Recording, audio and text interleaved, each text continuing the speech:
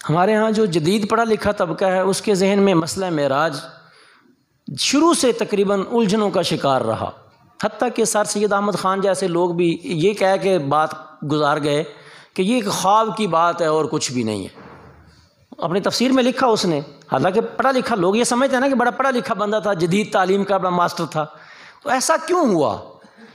اور وہ اکیلا شخص نہیں، اس کی طرح غامدی صاحب جیسے اور کئی لوگ ہیں کہ جو اس طرح کی الجھنوں کا شکار۔ مسئلہ اصل میں کیا ہے؟ میں یہ سمجھانا چاہتا ہوں کہ ان لوگوں کے ذہن میں یہ مسئلہ بیٹھا کیوں نہیں ہے، یہ سوال ہے۔ جواب اس کا یہ ہے کہ ان حضرات نے نبی کریم صلی اللہ علیہ وآلہ وسلم کے معجزات کو فطرت کے قانون کی روشنی میں دیکھنے کی کوشش کی، جو کہ سمجھ میں نہیں آیا، اور حضور علیہ الصلوۃ والسلام کے معجزات جو ہیں وہ قانون فطرت کے مطابق نہیں ہیں، یعنی فطرت کے قانون کی عینک سے نہیں دیکھے جا سکتے، وہ قدرت کے قانون کی عینک سے دیکھے جانے والی چیزیں ہیں۔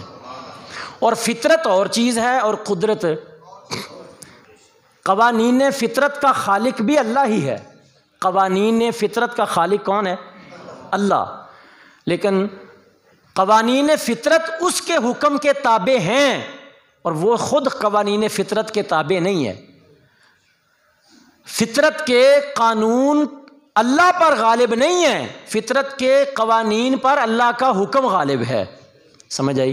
اب اس کی چند مثالیں دیکھیں، آپ کو مسئلہ سمجھ آ جائے گا کہ حضور سید عالم صلی اللہ علیہ وآلہ وسلم کی ذات کے علاوہ قرآن مجید میں اور کتنے خارق العادات ایسی چیزیں جو عادت اور فطرت سے ہٹ کر چیزیں کی گئیں دنیا کائنات میں، اللہ کے حکم سے ہوئیں، اللہ کی قدرت سے ہوئیں، وہاں رب نے اپنی قدرت کا جلوہ دکھایا۔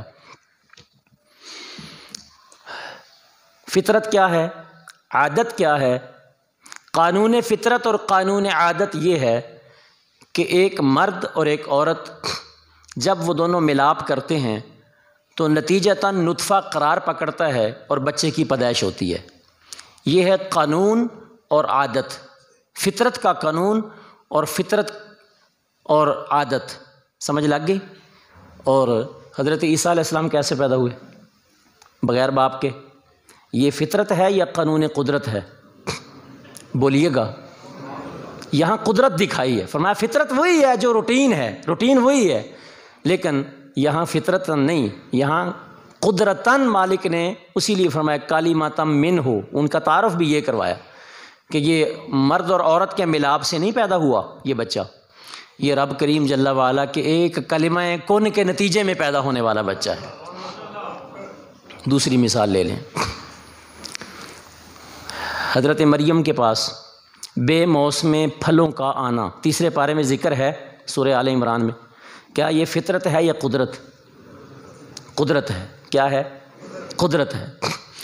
حضرت زکریا علیہ السلام اور حضرت ابراہیم علیہ السلام دونوں پیغمبروں کو بڑھاپے کی عمر میں جا کے اولاد عطا فرمانا، یہ فطرت ہے یا قدرت؟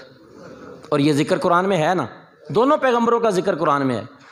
آگے لے لیں، فطرت یہ ہے کہ آگ جلاتی ہے، فطرت کیا ہے؟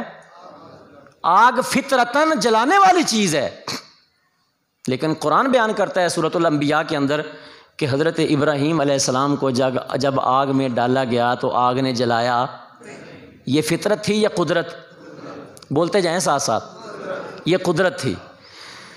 اسی طرح پانی، فطرت یہ ہے کہ پانی ڈبوتا ہے، بندہ پانی میں چھلانگ لگائے گا تو پانی بندے کو ڈبوئے گا، لیکن قدرت یہ ہے کہ حضرت موسیٰ علیہ السلام، صرف موسیٰ علیہ السلام نہیں، جو موسیٰ علیہ السلام کے لڑ لگ گئے بنی اسرائیل، ان کے لیے بھی رب نے دریا کے اندر راستہ پیدا فرما دیا۔ یہ فطرت ہے یا قدرت؟ یہ قدرت ہے۔ ٹھیک ہے۔ اسی طرح 3 میل دور سے حضرت سلیمان علیہ السلام چونٹی کی بات سن کر مسکرا پڑے۔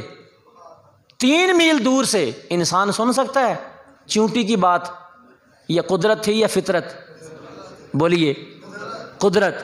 آنکھ جھپکنے سے پہلے حضرت آصف بن برخیہ، جناب سلیمان علیہ السلام کے خادم، جناب سلیمان علیہ السلام کے صحابی آصف بن برقیہ آنکھ جھپکنے سے پہلے ملکہ بلقیس کا تخت ایک آنکھ جھپکنے سے پہلے اپنے نبی کی بارگاہ میں لا کے پیش کر دیں، یہ فطرت ہے یا قدرت؟ بولیے قدرت۔ تو ان حضرات کی خدمت میں صرف اتنی عرض ہے کہ معجزات رسول جو ہوتے ہیں وہ در حقیقت رب کی قدرت کا جلوہ ہوتے ہیں۔ معجزات کے پیچھے بھی قدرت اللہ کی، اور ولی کی کرامات کے پیچھے بھی قدرت، زور سے بولیے۔ یہ مسئلہ پڑھ کے سبقن سمجھنے والی بات ہے۔ جب یہ بات ذہن میں حاضر رہے تو پھر معراج کو پڑھتے وقت یہ ذہن میں نہیں آتا کہ یہ ہو کیسے سکتا ہے، تو پھر اینڈ یہ نکلے کہ نہیں بس ایک خواب کی بات ہے، حقیقت تو ہو ہی نہیں سکتی، ایسے کیسے ہو سکتا ہے؟ جب یہ پہلا تمہید جو میں نے عرض کر دی، اگر یہ تمہید، اور یہ سب قرآن ہے، جو میں نے مثالیں پیش کی حدیث سے نہیں پیش کی، کہاں سے پیش کی ہیں؟ ہاں کہہ سکتے ہیں نا فلاں حدیث ضعیف ہے۔